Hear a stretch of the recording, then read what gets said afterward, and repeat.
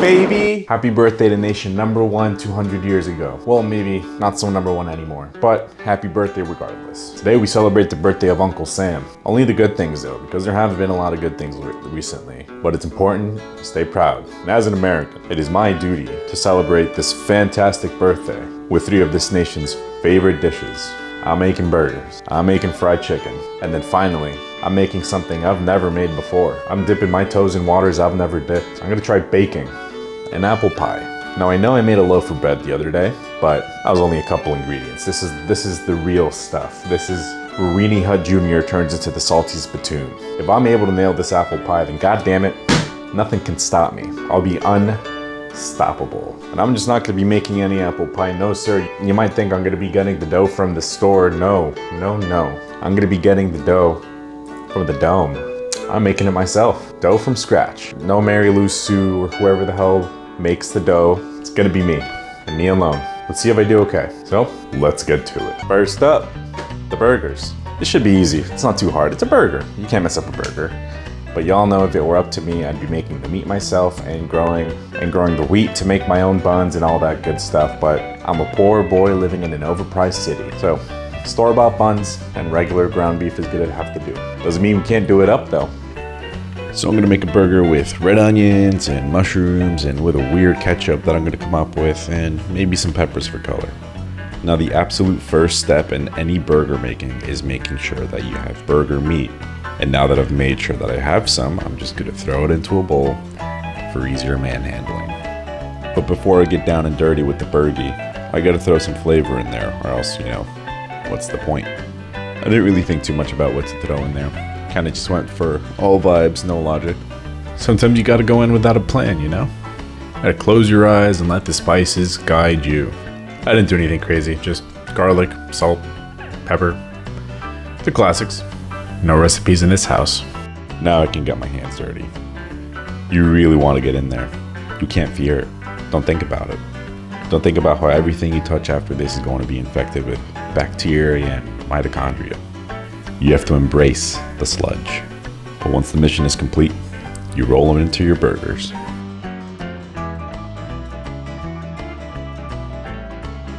Now, I'm only working with one pan here, so I want to do things in a certain order for max flavor. The order of operations here is going to be burgers in first, then the veggies so that they cook in all that artery clogging goodness rendered out from the beef. It's not a terribly hard recipe, to be honest.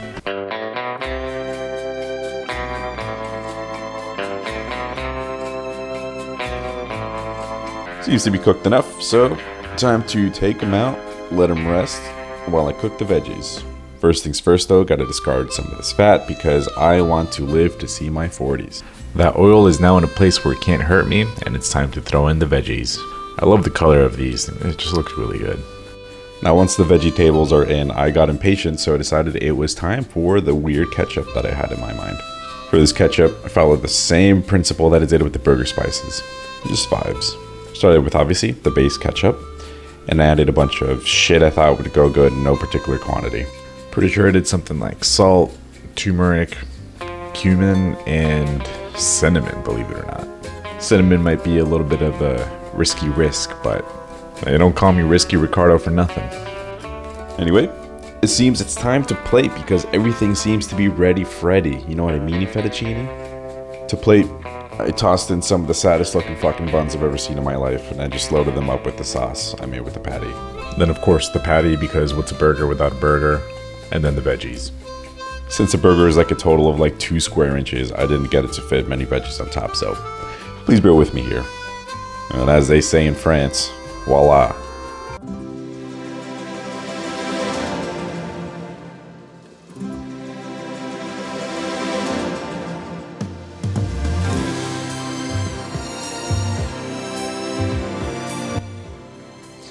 This is probably the saddest burger I've ever seen. The saddest burgers. I don't know what it is. I'm sorry I'm not a big YouTuber yet. I'm sorry I'm not one of those big fancy channels that has the big fancy burgers with the big juicy patties. I'm sorry, okay? This is what I've got for now. This is what a real cook looks like. And I'm sorry. All jokes aside, yeah, they do look kind of sad. The buns, especially the buns that look like, I don't know. And they're also tiny. Like, I don't understand. Like, they're like this. I'm pretty sure my fist is bigger than these burgers. Whatever. Enough about the burgers. Although last night I was kind of dreaming like, oh, those burgers are gonna come out so good. They're gonna be so big and juicy, and they're gonna be so fluffy, and I'm gonna get so many followers. It's gonna be great. Alas, reality. Well, just because it looks sad doesn't mean it has to taste sad, right? So, it was smelling really good when I was cooking it, so let's give it a shot. Let's see what happens when I take a bite, if I may. Look at this thing. This is it's like a Weenie Hut Junior burger. This is so small. I could kill this in one bite. It's like a kid's meal. All right.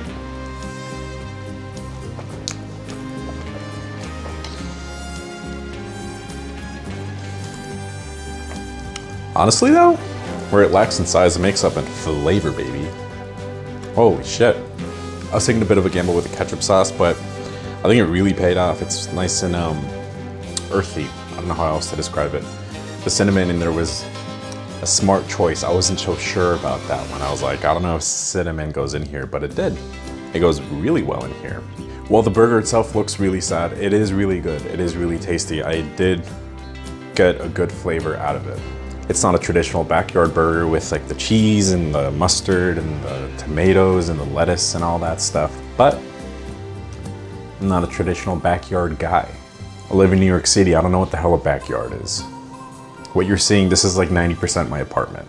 No backyard burgers for me. Just experimental, annoying, snooty burgers. But all right, anyway, success. Flavorful success, visual disappointment. America's birthday's not over yet, so let's move on to the next one. Okay, now moving on to the fried chicken. This one's gonna be a little bit interesting for me because I usually use breadcrumbs to fry my chicken, but today I thought I might do something a little different. You step out of the old comfort zone, as they say. I'm gonna do it with a batter, like how they do it down south. So I looked up a recipe for fried chicken batter, and honestly, it looks crazy easy. It's literally just a couple of things. Check it. First things first. Take a bowl, fill it with some water, and then throw in some salt and some sugar. Make sure to mix it nice and thoroughly. You can get some inspo from Hurricanes. And then once all that goodness is dissolved, you can throw in the little chickies in there and put them in the fridge for about an hour. I've got no idea why. This could totally be just like a prank recipe that I'm a total idiot for following, but you know, whatever. Here we go. While my chickens were festering, I decided to take yet another walk through the city, right before stopping by and seeing some fireworks later that night. And now that I'm back, I can continue the recipe. So it was a very productive hour. The next steps are very simple. Let me explain. You just take some garlic, smoked paprika, some cayenne, some black pepper, and finally, last bit of salt. And that's it. Once properly mixed, I needed to add water to make the batter, and I figured, what better water to use than my salmonella flavored water I spent so much precious time fermenting. I threw that bad boy right in there for flavor and mixed until I got the consistency that I see in all the videos. And yeah, I mean, the rest is pretty much just autopilot. Throw the chicken pieces in the batter, make sure they are all covered up nicely, and then it comes to the scary part of heating the oil. I hate working with oil so much. I got this pool of death up to 350 with my trusty thermometer, and then I braced myself as I threw in the first piece. Fuck, this sucks. I hate it, I hate it, I hate it, I hate it. It's like a time bomb. I feel like things could go wrong so dangerously, so easily. And that's why I gotta stay strapped. I make sure to always keep that thing on me. But the chicken's finally done, thank the Lord. I can put this oil to rest. This is literally a vat of boiling oil. I hate it so much, oh my God. I don't like being in the room with something that could permanently disfigure me at a moment's notice. But let's get our minds off of that with the plating. I didn't make a side dish for this because honestly I just forgot that was a thing. So what I did is I just drizzled some honey on there and I sprinkled it with some thyme for some extra color, and I think this looks pretty good. The color is great.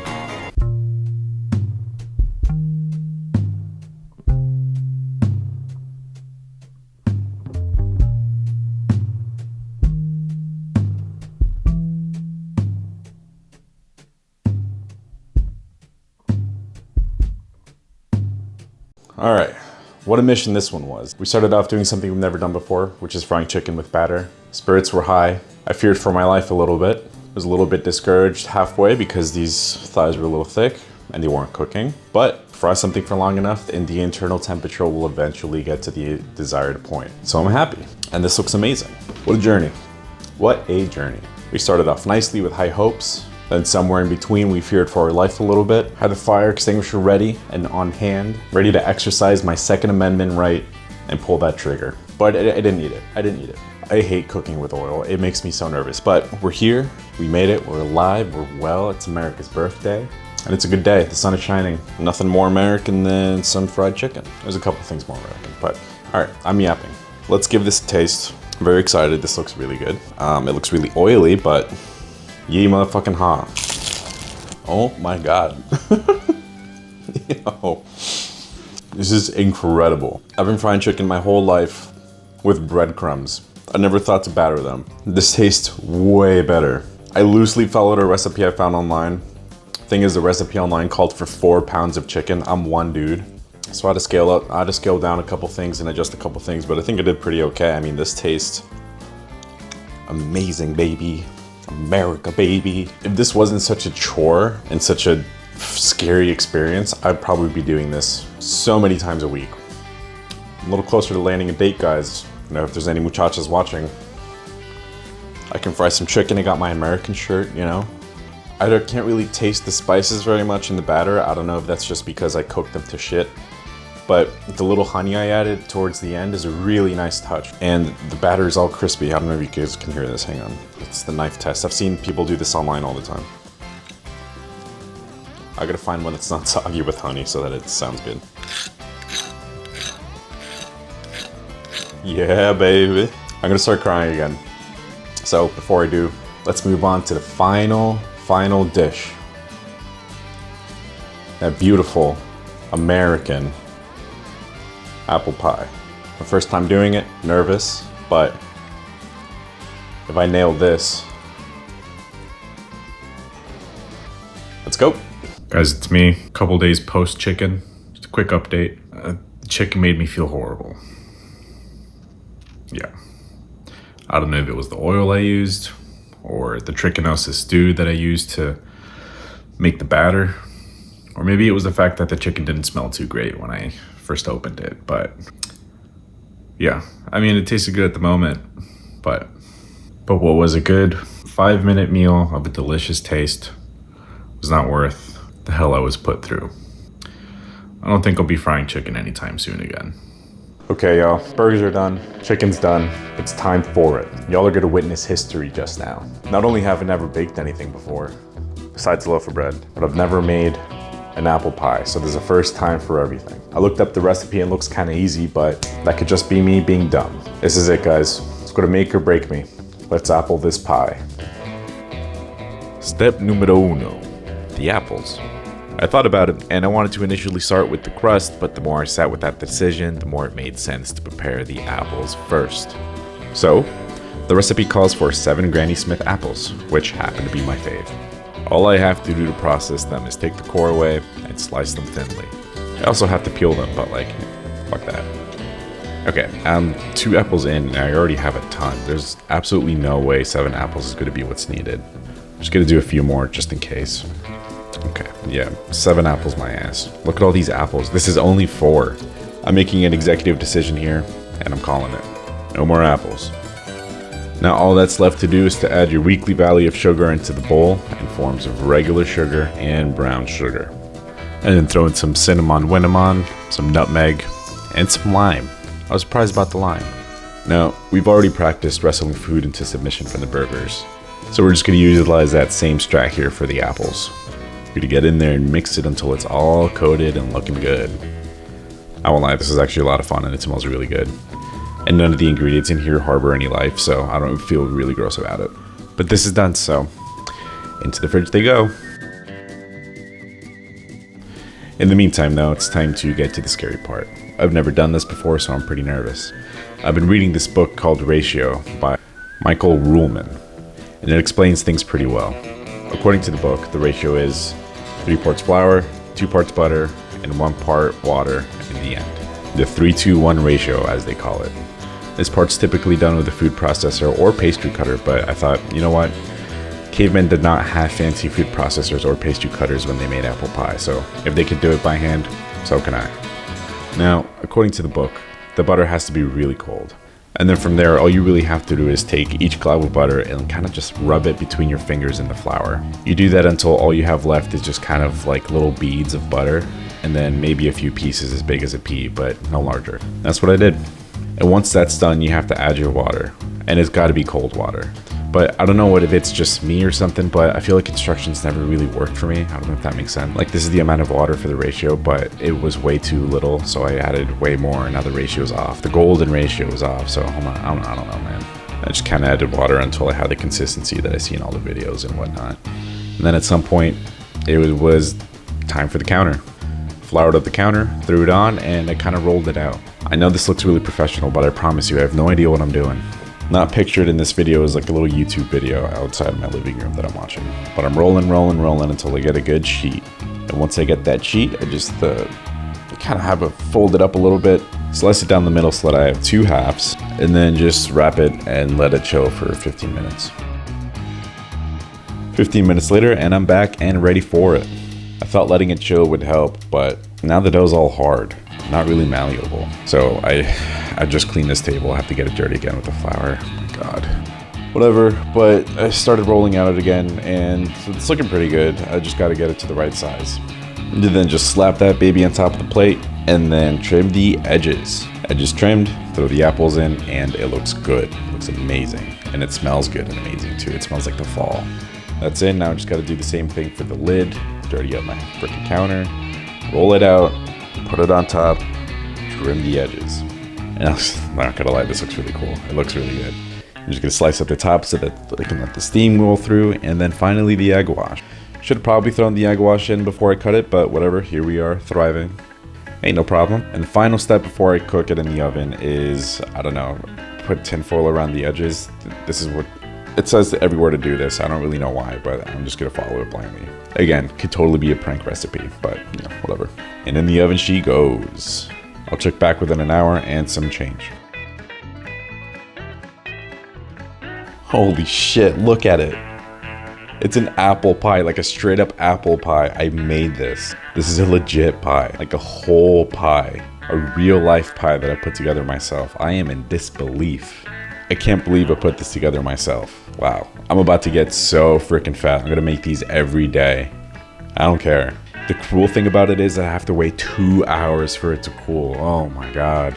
But it legitimately looks incredible. And now I am officially the best baker in this whole apartment. I live alone.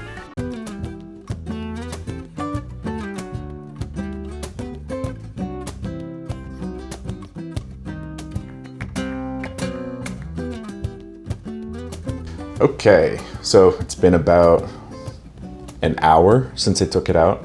I gotta say, no one can ever say that I don't have self-control, because I've been smelling this pie this whole time, and when I was little I used to think those cartoons were fake, when people would smell pie and then lift up through the trail of the smell. They're very much real, because I've been floating for an hour. I wanted to take a little bite, but I've done a lot of research, and the pie is best served after it's cooled down a little bit, to like let it settle or whatever. So that's what I did. But I have to say, this thing looks incredible. For my first time, are you kidding me? With the crust made from scratch and everything, I am proud. But it could be an opposite with like the burger, where it visually looks good, but it might not taste good. Although it smells delicious, so it might be hard for it to not taste good. Anyway, I'm yapping, let's get into it. Take a slice. It looks like an apple pie. I mean, it's literally an apple pie, but just the fact that it looks like it makes me so proud. It looks like it's from the store or like from a restaurant. That's so cool. I really wish I had some ice cream, I'll tell you that much. Okay, here's my tiny little slice. I'm still trying to show some self-control. Let's see how it is. Oh dang, that's apple pie, baby. That is straight up classic apple pie. It's delicious. I nailed that flavor. Oh my God. With the dough from scratch. I mean, I feel like I earned a few bragging rights here, but God damn. Also the recipe, let's talk about that for a second. The recipe called for 7 apples. 7 apples, my goddamn ass. I used like 2-3 apples, I think, and the pie is perfect. 7 apples would have had this pie like broken. I don't know, it would have been too many apples. 7 apples was to like feed a family or something. That recipe was a little bit weird, so I didn't really follow it exactly. I kind of followed it loosely with the ingredients, which I was a little afraid of. But what we have here, overall, 10 out of 10. This is some classic apple pie. Happy birthday, America. Happy birthday to me. For today, I am born again. I'm born a new man. A man that can make a pie. Pie from scratch. Well, I didn't grow the apples, but you know what I mean. Hey guys, it's me again. I got another update. I'm pissed. Something we have to talk about. When I made that apple pie, it was a beautiful Sunday. The sun was out, birds were singing. It had a glow to me. You know, I had just made my first apple pie. It was perfect. So I thought, let me share the wealth. Let me give the gift of apple pie to my friends, whom I love and whom I trust. So I text my buddy Alex, right? I text him, hey man, I got this apple pie. I can't eat all of it. You want some? He's like, absolutely. I love apple pie. I said, cool. I'm on my way. 30 minutes later, I'm at his apartment. I roll down the window, give him the apple pie, and that's it. I don't hear from him again. A week later, I'm at his apartment for something completely unrelated. And he opens the fridge to grab like water or something. And I see something familiar. I see a little blue plate with some tinfoil on top. And I got suspicious. I'm like, hey man, so what'd you think about the apple pie? And he goes, oh yeah, I hated it. The fuck? He said something that the texture of the apples was weird. Get the fuck out of here, man. He said the flavor was there, the crust was good. Crust was good. But that the texture of the apples was weird. His words. He then went on to explain how he was an apple pie expert, had a PhD in pieology or whatever the fuck, and how he's a connoisseur of apple pie specifically. And he told me that if he ever liked one of my apple pies, then I would have passed the apple pie test. Unbelievable. You know, you think you have good friends in your life, friends you want to share your life with, friends who you think are going to have your back on your proudest moments. But who needs enemies when you have Alex? Alex, if you're watching, you're an elitist prick. You're never getting an apple pie from me again. I mean, maybe I might give you another one just to put myself through the test, through your PhD test, but I can't fucking believe this guy. Known him for like 11 years. You'd think he'd lie to me at least, have the decency, but such is life. It'd be your closest friends. You can't trust anyone out there. We're on our own. If you ever make an apple pie, just don't fucking give it to anybody. Keep it to yourself. Trust me. You'll only get hurt. Those are America's favorite foods. I know I missed a couple, but I don't have all day to film. So, burgers, fried chicken, apple pie, baby. Doesn't get more American than that. Thanks again for watching. If you like apple pie, leave a like. Who knows what I'll cook next, but whatever it is, I think it'll be good because this pie has given me something I've never had my entire life, and that's an inflated ego. See you next time.